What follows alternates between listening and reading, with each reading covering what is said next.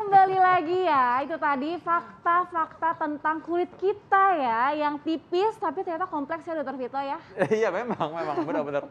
Kenapa Dok? Karena aku udah pengen banget pasti banyak yang nanya soal ini kan. Iya kan? Ada yang punya masalah sama dengan saya nggak sih kalau misalkan pakai masker gitu kan dalam kan kadang-kadang kalau buka ya karena ada bekasnya ya mungkin jadi kering gitu misalnya. Jerawat juga kan? Jerawat juga benar kadang-kadang gitu. Nah jadi pastinya kita harus bahas karena kesehatan kulit adalah bagian dari kesehatan secara keseluruhan. Ya, Nah ya, betul Dokter sekali. Matahari Arsi, spesialis kulit dan kelamin. Wow. Pagi dokter. Dokter Tari panggilannya Dokter Tari sebenarnya, Dokter panggilan. Tari ya, Iya, Dokter Matahari. betul. Wah, Dokter Tari, ini kita akan bahas soal bagaimana menjaga kesehatan kulit ya. Nah, tapi kita lihat dulu tayangan berikut ini.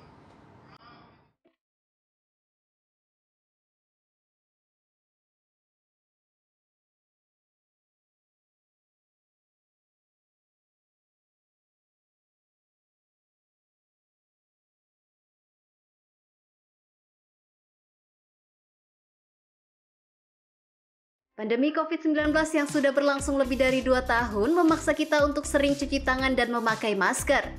Namun, sering cuci tangan dan memakai masker dalam waktu yang lama tidak jarang membuat kulit kita bermasalah.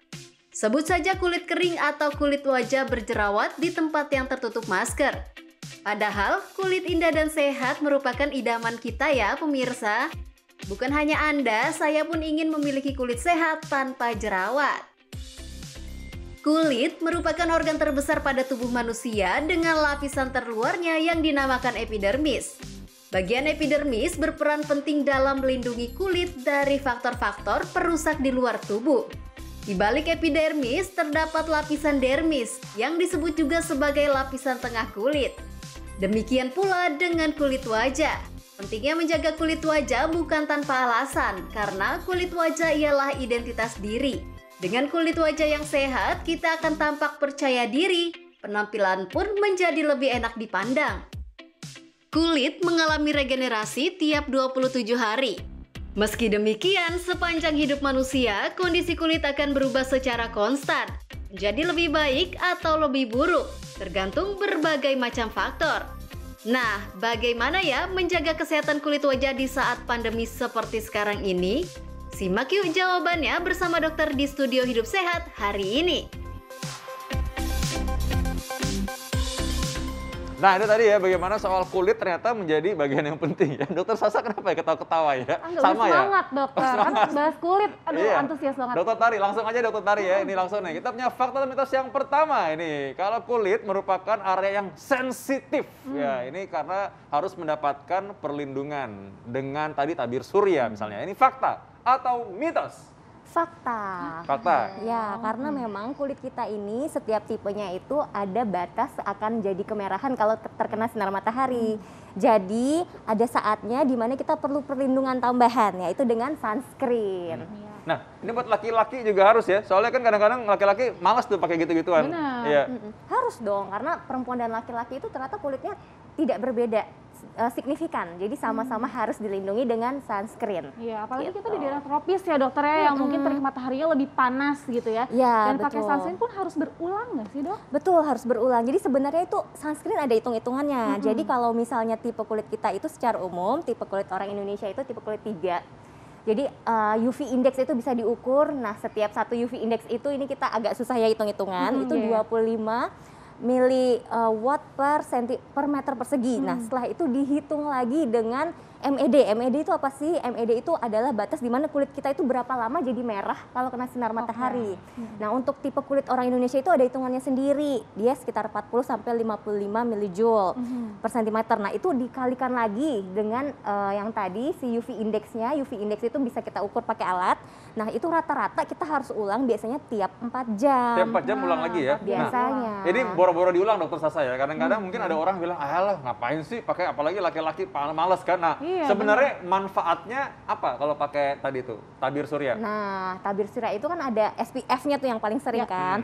Nah, kalau misalnya SPF itu adalah angka di mana kita kalikan berapa kali lipat waktu yang kita butuhkan untuk jadi merah dibandingkan kalau kita nggak pakai. Jadi nih misalnya kalau Dokter Vito nggak pakai SPF, dia jadi merah dalam waktu 4 jam nih misalnya. Tadi kan udah dihitung-hitung misalnya UV indeksnya 1 deh.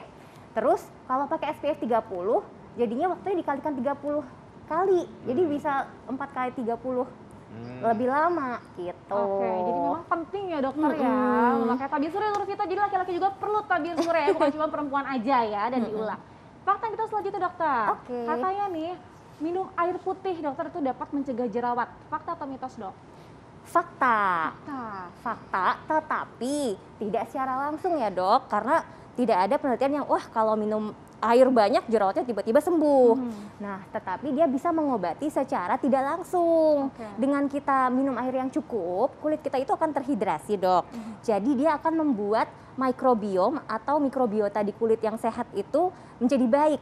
Selain itu, air yang cukup itu juga akan membuat imun tubuh kita itu baik, sehingga mencegah inflamasi atau peradangan, salah satu penyebab dari akne atau jerawat. Kalau misalkan tentang penuaan dini nih, kalau banyak minum bisa tambah kelihatan lebih muda nggak dok? Nah, penting juga karena memang kalau kulitnya terhidrasi dengan baik, tentu dia akan lebih sehat dan kuat kulitnya, jadi akan menua lebih lama gitu. Karena yang muda itu kan yang kenyal ya kulitnya Iya, ya, mestinya ya kan kalau kenyal banyak dan terhidrasi makin bagus juga. Tapi saya selalu bilang gini sih dokter Sasa ya, kalau misalkan orang melihat kesehatan kulit aja yang kelihatan aja nggak dirawat, gimana jantungnya, paru-parunya, ginjalnya kan nggak kelihatan, gitu kan?